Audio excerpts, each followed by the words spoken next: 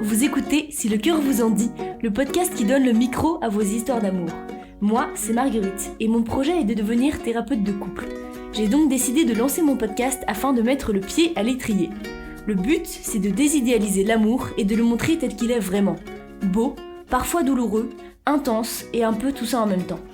Si ça vous intéresse de découvrir tout ça avec moi, abonnez-vous. Et maintenant, place à mes invités du jour. Aujourd'hui, je reçois Blandine et Louis qui viennent me raconter leur histoire d'amour qui a commencé sur Bumble. Ils m'ont raconté comment leur relation était passée du match entre deux profils à une vraie rencontre à l'instant où ils se sont vus en vrai. Ils m'ont expliqué les us et coutumes des applis de rencontre, ce qu'ils en attendaient en s'inscrivant dessus et comment pour eux tout a commencé. Bonne écoute! Coucou Blandine et Louis, merci beaucoup d'avoir accepté de venir me raconter votre histoire d'amour à mon micro. Je suis trop contente de vous accueillir chez moi aujourd'hui. Est-ce que, avant qu'on commence l'épisode, est-ce que vous pouvez me dire un petit peu comment vous vous sentez en ce clair matin? On se sent très bien, il fait beau, tout va bien. Ouais. On est content d'être là. Pas trop stressé d'enregistrer un épisode? Un petit peu, un peu tendu. Un peu, c'est la première fois, donc on verra. Trop chouette. Est-ce que vous pouvez me dire un petit peu où est-ce que vous en êtes dans votre vie aujourd'hui? Du coup, ça fait dans notre couple ou dans la vie en général. Moi, j'ai 28 ans, bientôt 29, et je suis account manager dans une start-up. Et ça fait 1 an et demi qu'on est ensemble avec lui et on va se marier l'année prochaine. Ok. Et moi, j'ai 32 ans. Et je travaille en indépendant en tant que product manager dans la tech. Et on va se marier d'ici 1 an, en juin prochain. Ok, magnifique. Est-ce que vous pouvez... En fait, ce qui est intéressant dans votre relation et dans votre histoire qui a fait qu'on s'est tchatché pour en parler, c'est que vous vous êtes rencontrés par Bumble, c'est ça, ok. Et c'est ça qui m'intéresse particulièrement. Est-ce que vous pourriez me dire avec quelle éducation vous avez grandi au sujet de l'amour?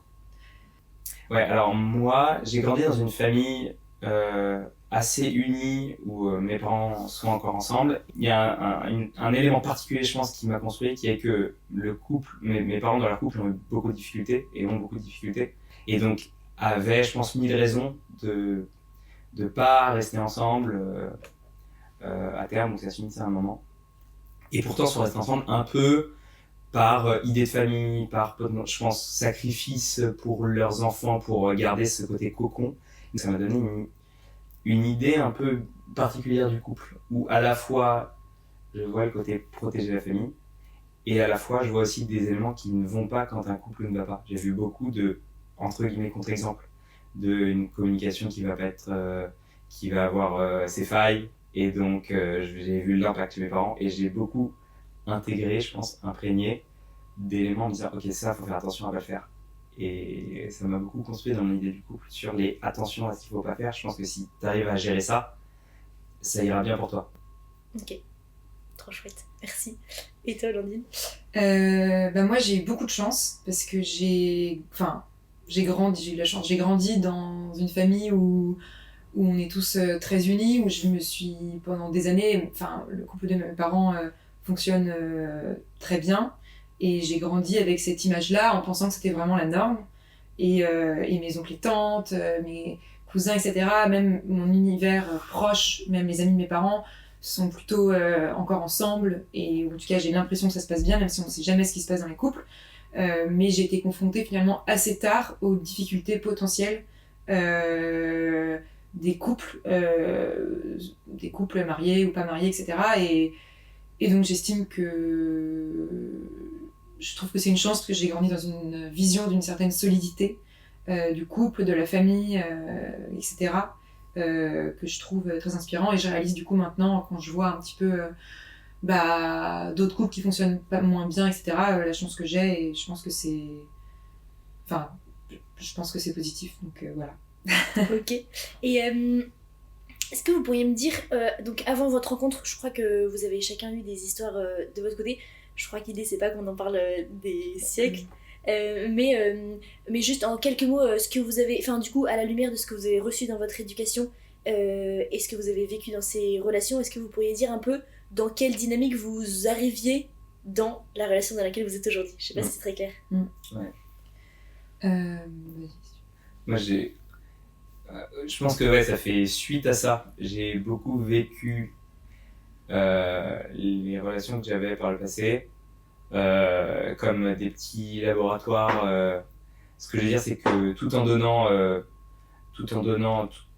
enfin, tout l'espoir possible, je me disais, ok, si ça se trouve, cette relation va aller très loin. Je me disais que mon rôle était d'apprendre. Et je savais qu'il fallait que j'essaye de comprendre toutes les petites erreurs que j'allais faire. Et donc, dans mes relations, j'ai toujours été en analyse de, ah ok, ça fonctionne, ah ok, là, ça n'a pas marché, pourquoi, etc. J'ai essayé de sortir, quand j'ai eu des relations qui se sont arrêtées, sortir avec un apprentissage, en quelque sorte. Et donc, moi, j'étais beaucoup là-dedans, en me disant, s'il y a des choses qui fonctionnent pas, je veux comprendre pourquoi et je vais essayer de pas refaire la même chose. En ayant l'impression que j'avais pas eu l'exemple du couple heureux en couple et qui marche. Et en me disant, si moi je veux le construire, il va falloir que j'apprenne vite, en quelque sorte. Et donc j'étais beaucoup dans cette dynamique-là. Et quand il y a des choses qui fonctionnaient pas, que j'arrivais pas à comprendre, ça me faisait assez peur. Donc j'essayais vraiment de me dire, même si c'était parfois plus tard que je comprenais a posteriori, j'étais là, ah ok, c'est peut-être ça, ça, donc là ça a du sens avec la prochaine personne, de faire attention à ce que sur ce sujet-là, on soit en phase. Ok. J'étais dans cette approche quand on s'est rencontrés, je pense que j'en étais à ce moment-là, quoi. J'avais appris beaucoup sur moi et je me disais, ok, normalement, j'ai capté 2-3 éléments quand même importants, quoi. Et quand tu dis que t'avais peur, t'avais peur que si tu faisais pas attention à tous ces éléments dont on a parlé précédemment, que du coup ton couple capote? En fait, je pense que, ouais, c'est ça. Ma théorie était que s'il y a ça vient et ça vient, si on caricature, alors on devrait avoir un terreau pour avoir un couple qui fonctionne. Et j'espérais que j'avais raison parce que sinon je comprenais pas et j'ai un peu ce côté où j'essaie un peu de comprendre et de théoriser les choses. Ça m'aide pas mal à avancer. Et je pense que ma petite théorie commençait à se créer dans la tête sur, par exemple, quels sont les éléments importants pour moi dans le couple, les valeurs, ce genre de choses. Et j'avais peur de me rendre compte qu'en fait, il y a un autre gros élément que j'avais pas vu. Et que, oui, mon couple capote alors que j'arrivais pas à expliquer, quoi. Et tu dirais que c'est quoi du coup les valeurs importantes pour toi dans le couple? Bah, c'est un truc que j'ai travaillé avec ma psy à un moment parce que j'avais eu un événement où bref, j'avais plus accès à mes émotions de par un truc qui s'était passé et du coup j'étais allé voir une psy pour m'aider ça fait hyper peur ce genre de moment où je sentais plus la joie, la peur, la tristesse et tout. J'étais vraiment donc je comprenais que mon esprit me mettait un peu dans cette sorte de petite muraille. Et à ce moment-là, j'avais commencé à travailler avec elle et je lui avais du coup parlé aussi de ce sujet-là, le sujet du couple et des moments où parfois je ne vais pas forcément comprendre. J'avais eu des relations où au bout d'un an et demi, bah, je passais à autre chose, où je commençais à ne plus y croire et je comprenais pas trop pourquoi. Et donc on avait travaillé ça et ça m'avait vachement aidé. En gros, pour moi, il y a des éléments, j'en ai parlé pas mal à Blandine et à pas mal d'amis parce que moi ça m'avait vraiment transformé. Pour moi, elle m'avait filé tout un tas d'étiquettes, une vingtaine d'étiquettes. Et elle me dit, en fait, il y a des éléments qui sont des choses sur lesquelles vous ne pouvez pas faire de compromis. Et des éléments sur lesquels on est prêt à faire des compromis. Et tout le couple, c'est une histoire de compromis, bien sûr. Sauf sur certains éléments, cœur. Et en fait, on avait fait cette recherche-là. Et ça avait vachement aidé parce que ça faisait quoi, un peu ma théorisation de ce qui va pas. Et donc, pour moi, des éléments très importants, par exemple, c'était les valeurs communes, une bonne compréhension des choses comme ça. Il y avait plein de sujets les enfants, les projets, la sexualité, l'entourage. Il y avait plein de sujets comme ça. Et l'idée était de voir un peu ce sur quoi on est prêt ou pas prêt à faire des compromis. Et voilà, donc moi, il y avait des valeurs assez principales où ça m'a vachement aidé de me dire, ok, ça c'est des éléments principaux. J'ai envie de voir dans, disons, une relation future, si j'ai la chance d'avoir tous ces éléments-là, comment je me sens. Tous ces éléments-là sans aucun questionnement, comment je me sens. Et aujourd'hui, je suis sûr que j'ai eu ça avec Blandine et ça a été assez énorme à vivre, quoi. Ok. Est-ce que tu peux nous dire du coup quels sont les éléments en question dont tu t'es dit ça, je peux pas faire de compromis dessus? Je pense un truc énorme que je mets sous le mot compréhension, c'est que on a un peu la même manière de voir le monde ou de comprendre les situations. Avec Blandine, il y a rarement un moment où on va avoir la même situation en tête et dire, ah, il s'est passé ça, et qu'elle va se dire, bah ouais, c'est complètement normal, et moi je vais me dire, ah non, c'est abusé, et ça me saoule qu'elle trouve que en fait c'était normal. Ou alors on va s'expliquer, on va se comprendre à la fin. Donc je pense qu'on a un regard assez proche sur un certain nombre de choses, et donc compréhension un peu subtile des choses, assez proche. Et moi, ça fait que chez moi, ça évite de créer une sorte d'écart où je me dis, mince, on voit pas les choses de la même manière, donc je vais avoir plus de mal à raconter. Je vais plus ramer à raconter mes histoires parce qu'elle va pas le capter comme j'aimerais qu'elle le capte. Ce truc-là, pour moi, il est énorme, et je pense que ça participe vachement à la force de notre couple. Bah, moi, pour le coup, à la différence de Louis, du coup, j'avais un schéma assez idéaliste de l'amour quand je suis arrivée un peu dans les premières histoires et tout ça. Et donc, je me suis beaucoup dit, bah, c'est simple, si je trouve quelqu'un qui est un peu du même milieu ou que moi ou que mes parents, etc., bah, ça va marcher forcément, puisque voilà, c'est un peu ce qu'on m'avait inculqué. Et en fait, là, c'est un peu la désillusion. Du coup, je vois que, en fait, quelqu'un qui va cocher un peu les cases que je pensais qui étaient importantes, en fait, bah, ça peut très bien ne pas marcher. Et donc, remise en question. Et donc, j'ai fait un peu des petites expériences. Donc, du coup, je me suis dit, bah, c'est pas ça la bonne direction. Donc, je suis allée vers des relations qui étaient avec des personnes complètement différentes et pas du tout du même milieu que moi, etc., qui fonctionnaient aussi. Mais je me suis rendu compte qu'en fait, en sorte de rejet de ce que j'avais reçu, et en fait je me suis rendu compte au fur et à mesure que finalement bah en fait ça compte quand même, on peut rien y faire, et c'est quelque chose que j'ai un peu mal vécu, cet aspect où je me suis rendu compte qu'en fait malgré tout, même si c'est une relation qui se passe bien, le milieu dans lequel on a grandi, etc., d'où on vient, bah en fait c'est important, et du coup ça amène à faire des choix difficiles aussi, sans trop savoir vers quoi tu te diriges, voilà. Et du coup, en surfant sur ces relations passées, je savais vraiment ce que je cherchais, au niveau de j'avais vraiment une idée assez précise de ce que je voulais et de ce qui était important pour moi, et c'est vraiment grâce aux relations passées que j'ai réussi à comprendre vraiment ce que je voulais, et je l'ai trouvé. Donc voilà. Mais voilà. Au prix de relations et de ruptures difficiles aussi. Donc, ouais. Et de choix importants.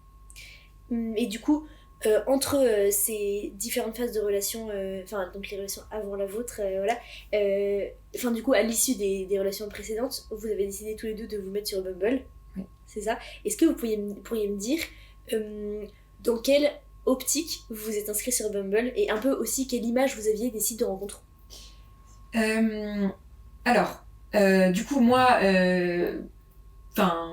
avant 18 ans, etc., l'image des sites de rencontres qu'on a, c'est l'image de gens désespérés, de quarantenaires qui vont se mettre sur Mythique, quoi. C'est un peu ça. Mais en fait, très rapidement, moi j'ai fait mes études en Angleterre, tout le monde, tous les étudiants avaient Tinder, etc. Moi, à ce moment-là, je m'étais pas trop mise dessus, mais en tout cas, c'était déjà plus du tout un tabou. C'était devenu une application du quotidien. Donc, j'avais pas mal d'amis qui étaient dessus, et voilà, c'était pas trop un sujet. Ensuite, le moment où on se met dessus vraiment, moi, c'était plus tard, je dirais vers 26 ans, 25-26 ans pour la première fois. Et donc, il y a la première fois où on crée son compte qui est un peu flippant. Enfin, on se dit, oh là là, parfois il y a de la peur que les gens nous croisent dessus, on a peur, il y a une honte, etc. Et le moment où tu crées ton premier compte, souvent tu vas le faire avec une amie qui s'est déjà mis dessus, etc. Parce que ça demande de dépasser un certain stade. Et puis en fait, une fois que t'es dessus, tu découvres que tu croises plein d'amis dessus, tu découvres que autour de toi il y a plein d'histoires qui se font avec des gens rencontrés sur les apps, etc. Et en fait, ça devient plus du tout un sujet, et en fait il y a vraiment eu une phase, je me rappelle la première fois que je me suis créé mon compte à 26 ans, où Bumble, ou l'application du moment, parce que ça vient par vague, des applications un peu à la mode, en fait tout le monde l'a sur son téléphone, et c'est quelque chose que tu vas activer et réactiver en fonction de où t'en es dans tes relations, quoi. Et c'est pas du tout un sujet, c'est t'es célib, du coup tu t'es remis sur les apps ou pas, enfin c'est un peu ça. Et du coup ça devient vraiment quelque chose, mais tu peux aller sur Instagram, après tu vas sur Bumble, après tu vas ailleurs, et Ouais, c'est complètement dédramatisé et il n'y a pas du tout de sujet là-dessus. Enfin, vraiment, je crois que c'est plus du tout un sujet aujourd'hui pour les jeunes. Donc voilà. Ouais, moi j'avais la même idée que toi, je pense, des sites de rencontres à l'ancienne. Le côté mythique, un peu adopte un mec aussi à ce moment-là, ce genre de truc. Je me disais, oulala, ça fait assez triste de l'extérieur, ne connaissant pas ces applications un peu nouvelles.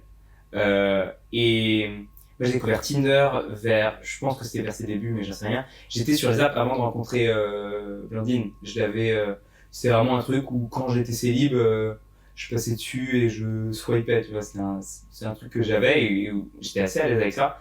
Mais du coup, j'ai découvert Tinder un peu comme, enfin, je l'aurais pas mis initialement dans la catégorie application de rencontre. Je le voyais pas en mode rencontre. Pour moi, c'était un truc de swipe, tu vois, où ça peut être rencontre tout autant que juste pour éviter d'avoir l'impression de rencontrer personne, ça peut donner l'impression de rencontrer du monde, ça peut donner l'impression de voir du monde et d'avoir son profil qui est là et de voir des gens qui ont été intéressés mutuellement et lancer une conversation. Et pendant très longtemps, moi, je l'ai utilisé comme ça de temps en temps sans rencontrer personne. Et j'ai vu un peu cette nouvelle génération d'applications de swipe qui, je pense, ont d'autres facettes que le côté application de rencontre. Parce que tu sais pas trop la personne en face pourquoi elle est là. Parfois, elle est là un peu juste pour se dire, bon, je suis pas dans ma tanière. Mais finalement, elle va pas trop avoir envie de rencontrer des gens là-dessus. Mais elle va quand même être là. Et ça permet d'échanger un peu, et ça permet d'avoir l'impression de rechatcher un petit peu.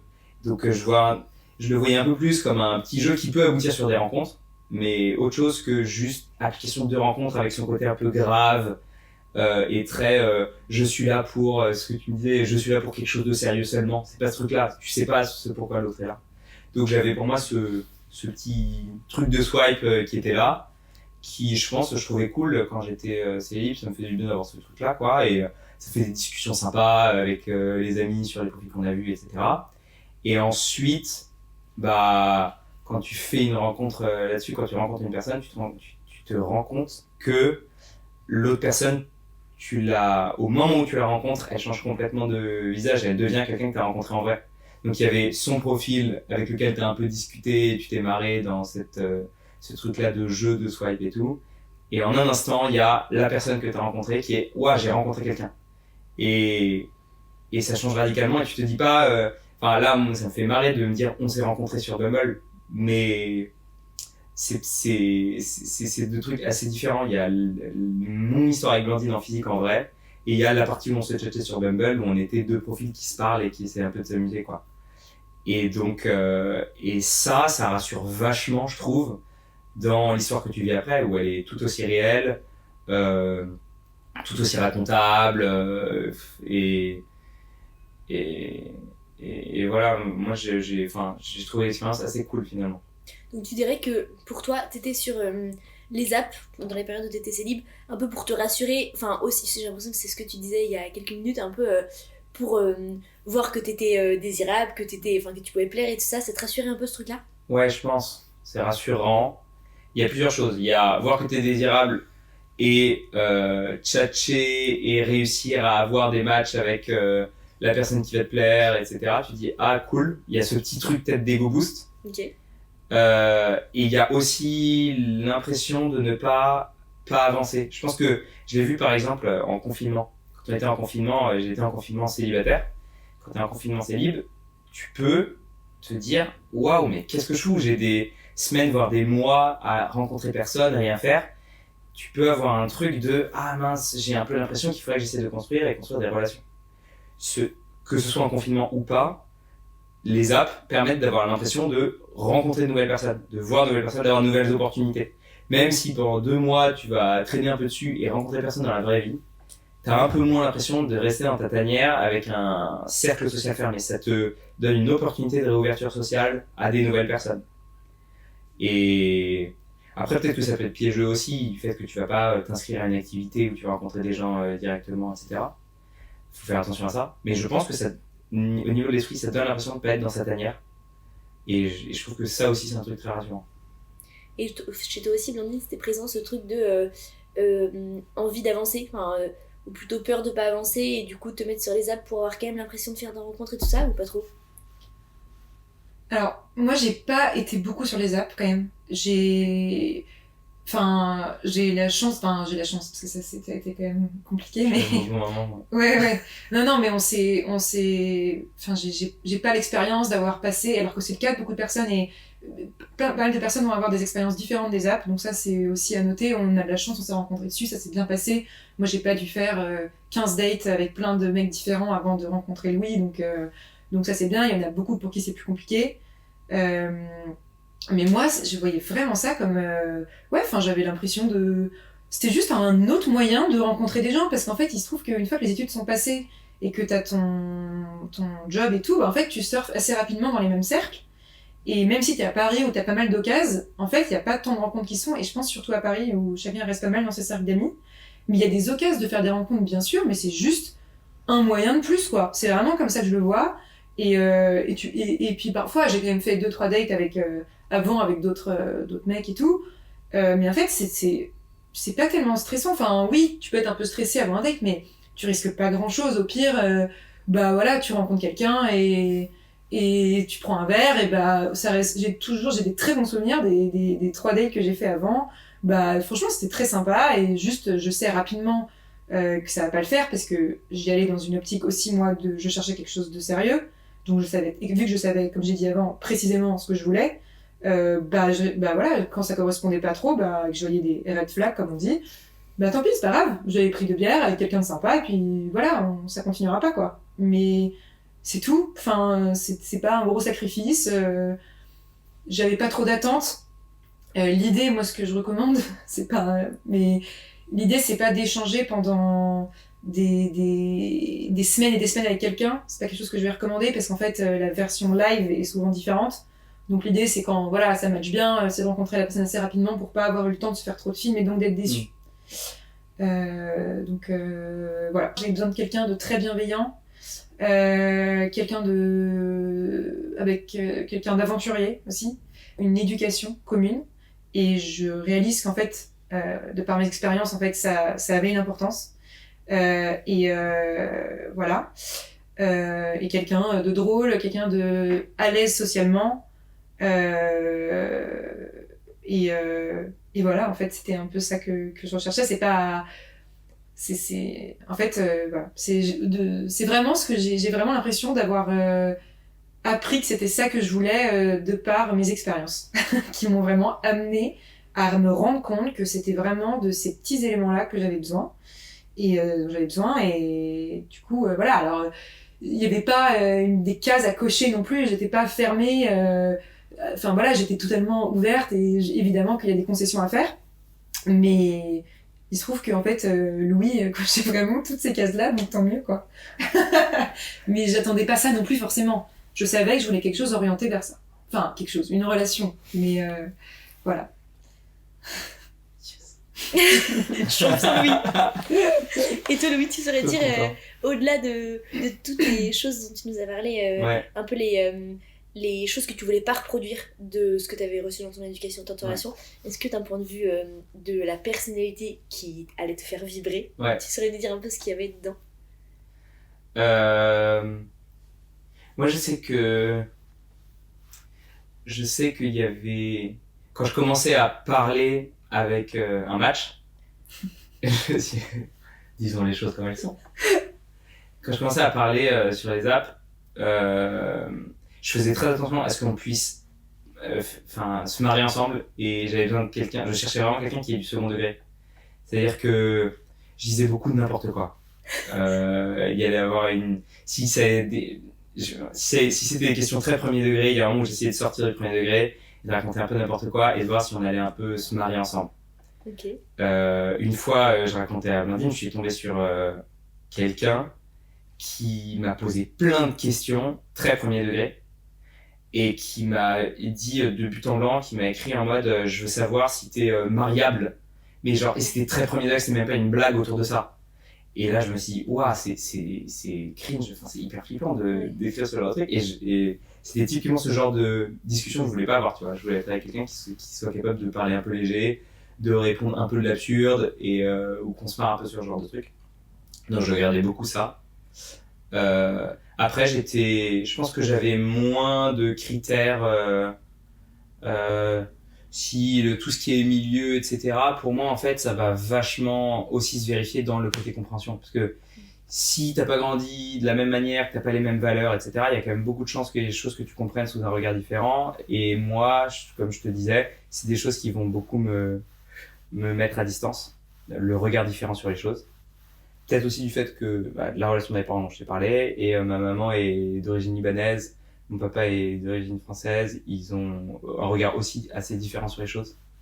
Donc je pense que par la force des choses, ça faisait que ça aurait marché pour moi si on venait quand même de mondes qui sont pas trop éloignés. Mais je mettais pas l'accent dessus, je le vérifiais pas, bon, mais je pense qu'en fait c'est dans mes critères un peu intrinsèques, quoi, tu vois. Et après, je regardais, quand tu vois les profils des personnes et tout, moi je suis hyper sensible aux personnes qui ont un peu un charme naturel, qui sont des gens avec qui tu as envie de discuter, etc. Et Blandine, elle a ce truc-là de hyper solaire, pétillante et tout. Et et c'est un truc, donc je pense que ouais, ça, c'est quelque chose que je regardais beaucoup. Donc voilà. Ouais. Et je rebondis juste sur un truc qui est assez marrant sur les apps, c'est que, et du coup pour répondre sur ce que dit Louis, c'est que même si moi par exemple je sais qu'au fond de moi je cherche quelque chose de sérieux, pour autant on va jamais se présenter sur les apps comme quelqu'un qui recherche une relation sérieuse. Ça fait fuir. Par exemple moi qui recherche une relation sérieuse, parce qu'on peut mettre le tag recherche, on peut mettre on verra, recherche relation sérieuse, recherche rien du tout, enfin on peut dire un peu ce qu'on recherche, sur Bumble en tout cas on le dit, mais moi je remarquais que bien que je cherche une relation sérieuse, quelqu'un qui va mettre cherche une relation sérieuse en face, ben ça va pas m'intéresser en fait. Donc c'est pas, enfin il y a une espèce de jeu quand même, il y a des codes un peu sur les apps, je trouve Et je pense que c'est comme ça du coup qu'on s'est aussi trouvé. Ouais, parce qu'on s'est compris sur des petits trucs qu'il faut pas écrire mais qu'il faut capter. Et on s'est dit, on capte un peu la même chose. On capte qu'il y a des trucs qu'il n'y a pas à écrire, et quand t'as 2-3 personnes qui t'ont écrit ça, tu dis ouais, c'est un peu naze. Pour moi, ça cochait les cases compréhension. Pour Blandine, ça devait aussi cocher les cases un peu code commun. Ouais. Et du coup, on a pas mal surfé sur ces espèces de non-dits où on voit les choses de la même manière, mais on met pas les pieds dans le plat et on tourne autour de ça. Et ça montre que, ok, nos visions sont pas mal alignées et du coup, ça va pouvoir marcher. Et il y en avait pas un qui cassait trop le game en disant, est-ce que toi, tu vois les choses comme ça? Est-ce que toi, t'es là pour du sérieux? Qui aurait tout cassé, tu vois. Et je pense que c'est un jeu assez cool une fois que tu trouves quelqu'un qui est capable de le jouer un peu avec toi jusqu'à la rencontre, quoi. Ouais, et en même temps, en fait, c'est complètement comme ça dans la vraie vie. Enfin, quand tu rencontres quelqu'un, que tu prends un verre avec lui, en fait, jamais de la vie, au bout de la 5e phrase, tu vas lui dire, et du coup, toi, tu es plutôt en mode, Exactement. je veux me marier dans 6 mois, Ouais. ou, enfin, en fait, naturellement, Ouais. en fait, c'est juste que du coup, ça entame c'est juste que la manière de rencontrer a été virtuelle, mais en fait, très vite, ça rentre, enfin, ça devient une manière de rentrer en relation et de se découvrir qui est normale et qui est correspond à naturel. qui vous êtes, du coup. Ouais, Non, mais en fait, oui, on s'est rencontrés sur les apps, mais c'est. Enfin, dès la première minute où tu rencontres la personne en vrai, c'est fini. C'est juste un moyen de rencontre comme si tu l'avais rencontré hier dans un bar. Enfin, franchement, c'est tout, quoi. Mais le truc que tu disais un peu plus tôt, je pense que c'est hyper important. Le côté, faut faire hyper gaffe à la différence entre en vrai et l'image que tu t'en avais fait avant. Moi, je me suis rendu compte tout le temps. Alors là, c'était trop bien parce que c'était pour le mieux et c'était trop cool de se rencontrer en vrai. Mais quand j'allais à notre date, j'étais sur mon vélo, j'étais en route vers le bar. Je me disais, ok, elle a l'air trop stylée en photo, par message, elle a l'air trop cool. Mais t'as déjà vécu ça par le passé, où du coup tu t'es fait une espèce d'idéal, t'as une espèce de crush théorique, et la personne en face, que ce soit bien ou pas bien, c'est jamais l'avatar que tu t'es mis dans la tête, c'est jamais ça. Donc tu sais quoi qu'il arrive que tu vas passer par un deuil de merde, cet avatar, cette personne n'existe pas, même si l'autre est absolument ouf. Mais elle parle pas comme t'as imaginé, y a plein de petits trucs que tu vois en vrai, son regard en dynamique, en live n'est pas le même que celui figé sur une photo, enfin tu vois, il y a plein de choses. Et donc merde, j'étais là, ok, sois prêt à ton deuil de ton imaginaire théorique pour ensuite rencontrer cette nouvelle personne. Et ça, c'est pas facile. Et le plus longtemps t'as parlé avant, le plus ce deuil est compliqué. Et quand en plus l'autre est en fait quelqu'un avec qui quelqu'un qui t'intéresse pas, c'est d'autant plus dur. Donc là, moi, j'étais en route sur ce vélo, j'allais vers date et je me disais, bon, ça a l'air trop bien, mais te fais pas d'idée. Si ça se trouve, elle a une énorme voix grave. Tu sais, je me disais les trucs les pires en me disant, faut que tu restes et tu restes quand même et tu prends le temps de découvrir. J'essayais de m'imaginer un truc horrible pour ne pas être trop déçu. Et finalement, la rencontre était trop bien et tout était vraiment trop cool. On a eu beaucoup de chance là-dessus. Mais faut faire très gaffe à ce truc-là. Ça peut être vraiment dur, quoi. Donc faut rencontrer assez vite pour le coup. Oui, pour que la désillusion soit moins grande, quoi. Ouais. Ok. Et du coup, quand vous vous êtes rencontrés, assez vite, vous vous êtes dit waouh, incroyable, cette personne en face de moi. Honnêtement, oui. Enfin, franchement, moi, j'y allais sans trop d'attente à ce verre-là. Justement, très vite, je faisais ça, je le rencontrais très vite. Enfin bon, pour le coup, je sais pas si faudrait qu'on raconte comment ça s'est fait, mais ça a été long. Ça a mis un peu de temps, ouais. Quand même. Parce que quoi en gros, c'est pas juste on s'est parlé et on s'est rencontrés une semaine après. Enfin, c'est matché genre un an avant. Quasiment. Ah ouais. Donc à l'inverse de ce que j'ai dit juste avant. Ouais, en fait, on a matché au mois de novembre ou décembre et on parlait vachement. Moi, j'avais pas trop d'expérience sur les apps, donc je trouvais qu'on parlait vachement, ça matchait bien et je me suis dit, pourquoi il me propose pas de verre, je comprends pas. Et finalement, on s'est ajouté sur Insta, etc. Il y avait un vrai fit par message. Et je me suis dit, ok, c'est cool et tout. Et en fait, lui partait en vacances 2 semaines. Et après, on s'est pas rencontrés pendant 8 mois. Et en fait, ça s'est fait. Moi, j'ai complètement oublié sa présence. Je me rappelle, moi, j'étais plus sur les apps depuis quelques temps. J'ai vu d'autres histoires aussi.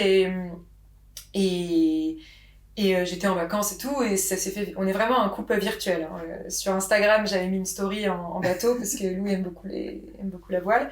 Et là, il a répondu à ma story l'été d'après, quoi. Et j'avais complètement oublié qui c'était. Enfin, je suis allée voir qui c'est, j'ai fait ah oui, d'accord, c'est le mec de Bumble.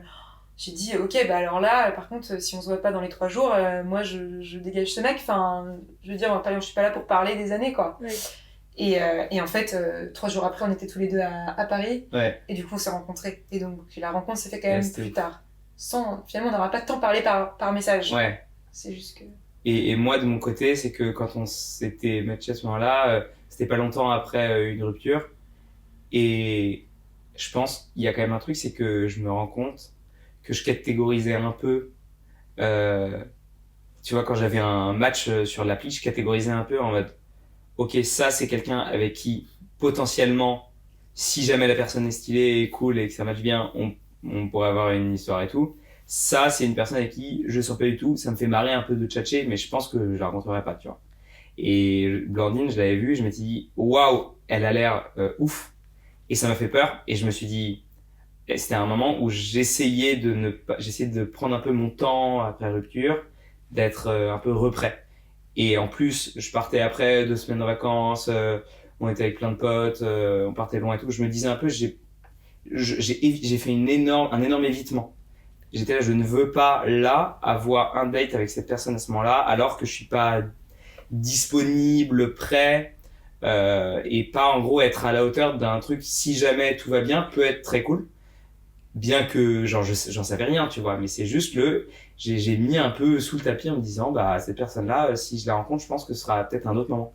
Et ensuite, on a vécu un peu chacun nos trucs, et il y a un moment où pareil, c'est con, mais du coup vu qu'on s'était pas rencontrés, on savait pas, on était rien l'un pour l'autre, on était qu'un profil qui a l'air prometteur, tu vois. Ouais. Du coup, on s'est un peu oublié et tout, et pareil, j'ai vu sa story sur Instagram, donc on avait quand même fait le move de sortir de l'application, ce qui fait que t'es un peu moins éphémère, quoi. C'est un peu plus persistant, le profil va pas disparaître, tu vois un peu les stories de l'autre, il y a peut-être... Oui, il y a cette étape-là dans les apps, qui est le cas pour tout le monde, pour toutes les rencontres sur les apps, c'est il y a un moment où tu vas quitter l'app pour passer en message, WhatsApp ou sur Instagram. Ouais. Et en fait, là, c'est un autre level, c'est un autre stade dans les relations, dans les rencontres via application, c'est marrant. Ouais. De connecter là-dessus, et quand j'ai vu sa story, je me suis dit, waouh, c'est qui? Ah merde, c'est vrai, pourquoi est-ce qu'on s'est pas rencontrés? Et là, j'ai fouillé dans mes papiers, quoi. J'étais là dans mon app à regarder le truc, à me dire, mais qu'est-ce qui s'est passé? Ah ouais, ça doit être le timing et tout. Je me suis dit, mais est-ce qu'il y avait un truc qui allait pas? Bah non. Et du coup, on a commencé à se parler. Et là, en revanche, et t'as bien fait. Elle m'a dit, bah, vas-y, go, on se voit. Enfin, genre, elle voulait pas 2 fois de suite que je sois le gars qui tourne autour du pot et qui propose rien du tout. Mais... Et voilà. Et là, oui, ensuite, et... à partir de la rencontre, je pense que ça a été direct. Ouais. Dès la rencontre, franchement, je me rappelle de cette rencontre, je le vois et je me dis, mais c'est lui là? Enfin, c'est avec lui. Enfin, vraiment, déjà, j'étais très agréablement surprise physiquement. Et ensuite, parce qu'en fait, il y a toujours des désillusions possibles. Donc en fait, je dirais que pendant le premier date, après une application, après une rencontre, après un swipe, je dirais, tu vas aller un peu rechercher tous les red flags possibles. Ok. Donc voilà. Donc je pense que c'est une sorte de protection. Donc t'arrives déjà agréablement surprise. Donc cool. Ensuite, on discute. Ça se passe bien pendant je dirais les 20 premières minutes. Je me dis souvent les red flags on les décèle assez rapidement. Il y a des trucs bêtes, il y a la voix, il y a l'humour, il y a plein de choses, il y a questions, est-ce qu'il est curieux, en fait on se rend compte de plein de choses inconsciemment. Et là je me disais mais ça se passe très bien, enfin je n'ai rien décelé pour l'instant. Et à ce moment-là on était assis tous les deux et j'en étais vraiment arrivée au point où non mais en fait il va se lever et je vais me rendre compte qu'en fait, je sais pas, il est tout petit ou il y a un truc, enfin, c'est pas possible. Et en fait, je me dis, mais non, il est normal. Enfin, je me disais, mais ok, tout va bien. Et en fait, vraiment, très très rapidement, je me disais, mais ok, genre vraiment, enfin, je voyais déjà quelque chose, quoi. Dès le premier date. Bah, moi, j'ai eu pareil. Quand je l'ai vu arriver, j'ai eu un gros waouh. Pour les 10 premières minutes, j'étais là. Je faisais un peu semblant d'écouter, mais mon esprit tournait en boucle, j'étais là. Essaye de te concentrer dans la discussion. J'étais vraiment, j'avais un gros wow dès que je t'ai rencontré. Et ensuite, en fait, on s'est trop marré pendant ce date-là. On s'est pris quelques bières, on a discuté. On avait plein de sujets en commun. On se marrait trop. On passait un super moment, vraiment à fond. On n'était plus du tout dans, enfin moi, j'étais plus du tout dans le contrôle, quoi. Je passais comme un bête de moment avec un ou une super pote, tu vois. Et on aurait pu refaire le monde toute la nuit en discutant. J'étais vraiment en mode, c'est trop bien. Et en fait, ça venait inconsciemment cocher toutes mes petites cases de compréhension, etc. On parlait des sujets, on comparait nos points de vue, on était hyper d'accord. Tu parles d'un livre qui t'intrigue en ce moment, elle lit exactement le même. Enfin, j'étais vraiment sur plein de petits trucs comme ça. J'étais là, non mais c'est pas possible, c'est fait exprès, hein, tu vois. Et donc, il y avait tous ces trucs-là où en fait, en 2 secondes, toutes les cases qui sont au fond de ta tête sans que tu t'en rendes compte sont ultra cochées, le sujet est balayé et maintenant t'es là un peu vulnérable en mode ouais, j'espère pas tout foutre en l'air, genre j'espère que moi je me disais vraiment si j'arrive à avoir un truc avec cette personne ce sera ouf, mais je me disais imagine seulement, et ça faisait peur, tu vois. J'étais là, elle a l'air trop stylée et j'étais vraiment un peu omnibulé. Je suis rentré de ce date là, j'ai appelé ma sœur, je crois, pour lui dire waouh, faut que je te raconte. J'ai rencontré quelqu'un d'incroyable. Et ce qui est marrant, c'est que j'ai fait pareil avec mes sœurs. En fait, on a tous les deux des relations assez proches avec nos frères et sœurs. Donc voilà. Et ensuite, c'est allé assez vite. Après, on a eu ce premier verre et on s'est embrassé à la fin. Ah ouais. Mais c'était vraiment très, très évident hein, après ce premier verre. Il a fallu faire le move quand même. Oui. Qui l'a fait? J'ai dû lui courir après et elle partait sur son vélo. Et j'ai fait attends. Enfin dans ma tête c'est comme ça, dans sa tête je sais pas trop. C'était un peu ça. Et je l'ai embrassé parce qu'après on partait chacun en vacances, on était mi-août. Ah oui. Et moi je me disais ok c'était tellement ouf, j'ai trop peur du truc où il y a une espèce de flottement et tout. Et j'étais trop content qu'on s'embrasse là pour un peu se dire nos crushs mutuels, tu vois. Il voulait sécuriser le dossier. Mais voilà, et du coup, c'est ça, c'est qu'il y avait un petit enjeu, c'est qu'après, on se voyait pas pendant 3 semaines. Donc là, s'ensuit une période où il faut maintenir une relation par message, maintenir une flamme, etc. Et en fait, ça s'est fait sans problème, quoi. Et on s'est revus après, et du coup, on a très peur de la deuxième date, parce que au bout du deuxième date, je dis, voilà, mais en fait, là, pour le coup, après ce premier date-là, on idéalise tous les deux. Enfin, il faut faire attention à l'idéalisation. Ouais, tu réidéalises quelqu'un que t'as vu en vrai, mais que tu réidéalises quand même. Ouais. Donc, moi, le premier date, j'étais pas du tout stressée, parce que j'attendais rien. Le deuxième date, là, pour le coup, j'avais eu le temps de beaucoup idéaliser. Je m'étais fait plein de films. Et donc là, c'est le moment où t'as très peur, quoi, que ça se passe pas, en fait. Et donc, en fait, là, pour le coup, vraiment, à partir de deuxième date, quand on a vu que c'était bien passé, c'était trop bien passé. Enfin, honnêtement, ça allait très vite. C'était très vite devenu évident. On est partis, on était tous les deux dans des phases entre deux jobs. Donc, moi, j'avais déjà prévu d'aller voyager en Indonésie 1 mois. Et donc, en fait, 1 mois après, finalement, notre rencontre, presque, il a pris ses billets et on est partis voyager tous les deux en Indonésie. Pendant 1 mois, ensemble. Pendant 2 semaines. 2 semaines ensemble, On s'est retrouvés 2 semaines. Et en fait, ça permet de... Oui, c'était forcément un risque, surtout pour mes parents qui, par exemple, se disaient « Mais Blandine va en Indonésie avec un mec rencontré sur les apps, c'est quoi cette histoire ?» Pour la génération précédente, les apps de rencontre, ça a une autre image, quoi. Là où pour nous, c'est très banal, pour eux, c'est un autre délire. Mais en fait, partir voyager comme ça... Enfin, en fait, je me rappelle, avant de partir, c'était tellement récent, on était ensemble, qu'on disait « Mais au pire, ça se passe pas bien. » Et au pire, on fait notre voyage chacun de notre côté. On était tellement encore au début que c'était pas grave. Et dans le meilleur des cas, ça allait consolider dès le début notre couple. Parce que voyager avec quelqu'un, tu te rends vite compte si t'as les mêmes valeurs, etc. Et à ce moment-là, on est tous les deux entre 2 jobs. C'est-à-dire qu'on est tous les deux, on recherche un travail, on est au chômage à ce moment-là. Et du coup, on passe plein de temps ensemble, à fond, au retour de l'Indonésie. Et ça faisait 2 mois là-bas, je crois, qu'on avait fait notre premier date. Donc c'est vraiment très récent. Et on passe en fait toutes nos journées ensemble. On avait un truc où on se disait, viens, donc elle était en coloc, moi j'habitais solo dans mon appart. Et on se disait, viens, de toute façon, dans la journée, on trouve un moment pour se voir. Au pire, c'est juste un verre en passant, etc. Donc on se voyait tous les jours, soit on passait toute la journée ensemble, soit on avait chacun nos trucs, mais on se voyait quand même. Et ça a accéléré les choses à fond, quoi. Et je pense qu'on avait tous les deux un peu, quand même. Donc malgré le fait que on a des histoires de familles différentes, on regardait un peu on n'avait pas exactement les mêmes analyses de ce qu'il nous faut. On avait tous les deux cette approche de, ok, vérifions s'il y a des red flags, parce que souvent j'ai eu une petite désillusion. Et là, on est un peu sur un nuage, ça me semble exceptionnel. Je prends une petite précaution pour vraiment vérifier s'il n'y a pas un truc qui va me péter à la gueule à un moment. Et donc on était en analyse de red flag et on faisait que se dire mais c'est ouf, mais je trouve pas de red flag. Vous le disiez. Et mais on communiquait beaucoup sur ça, sur attention, là ça se passe très bien. Attention au moment là, c'est parce que c'est peut-être la phase de lune de miel, comme on dit, ça va retomber, faut qu'on soit prêt à ce moment-là. On communiquait beaucoup, on communique énormément. Ouais, et c'était trop cool d'avoir la même approche sur ça et que ce soit dit. Donc on cherchait, jusqu'à un moment où on s'est dit, mais en fait, j'ai jamais été aussi loin dans une relation, aussi longtemps, aussi investi, aussi je sais pas quoi. Pour moi, c'est bon, la liste de red flag, c'est ciao depuis un moment en fait, et go. Mais on avait un peu cette même approche, je pense que c'était cool de le faire ensemble, quoi. Trop bien. Trop chou, j'adore. Et après, du coup là, donc ça fait 1 an et demi que vous êtes ensemble. Est-ce que vous pourriez me dire un peu, si on avance un petit peu dans le temps, en fait j'ai l'impression que du coup, c'est ce que tu disais Blandine avant qu'on commence à enregistrer, mais qu'en fait le mariage c'était juste la suite logique de votre relation qui se passait hyper bien.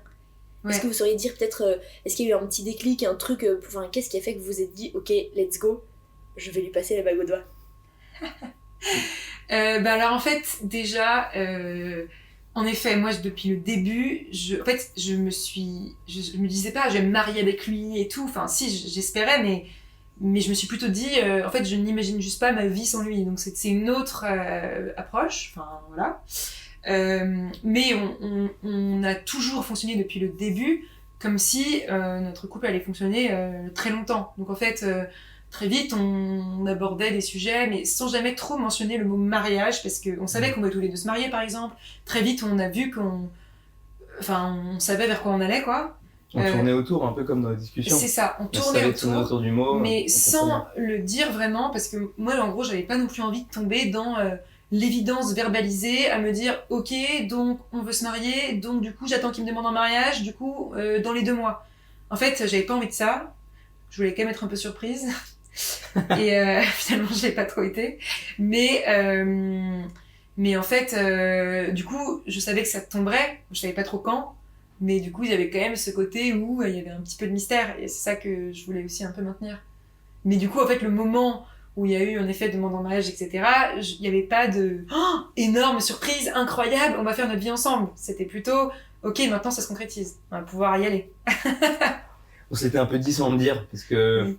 on parlait de plus en plus de qu'est-ce qu'on fera dans 3 ans, 5 ans, 10 ans, quand ça mettre des mots là-dessus, ça voulait dire qu'on se projette tous les deux.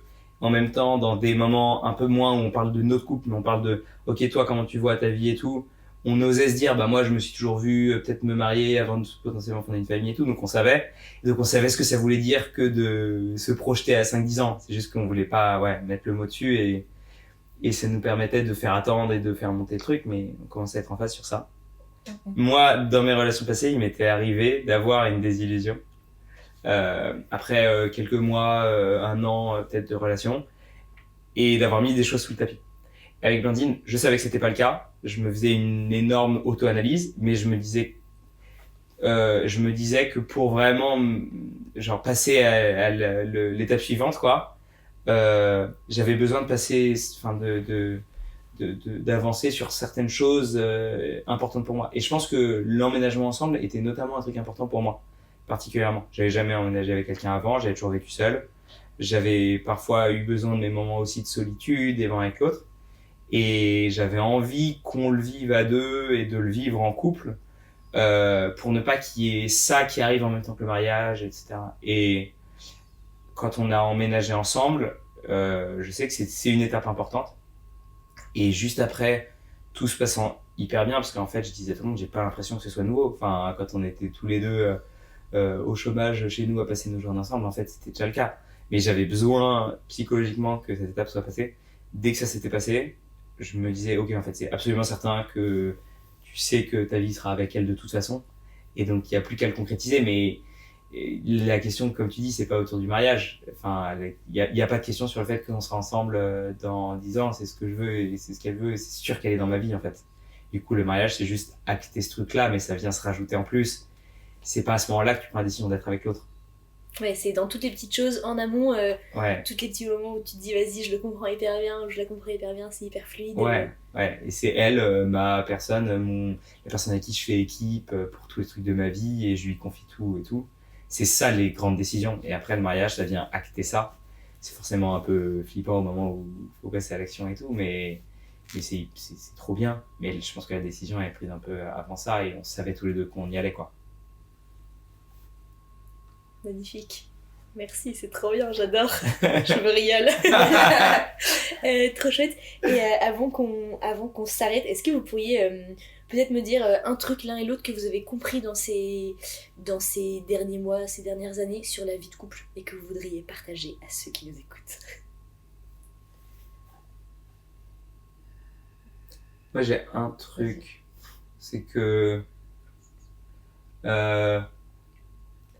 je trouve que la relation et notre équipe n'a rien à voir entre les moments où on s'est tout dit et où la planche est clean.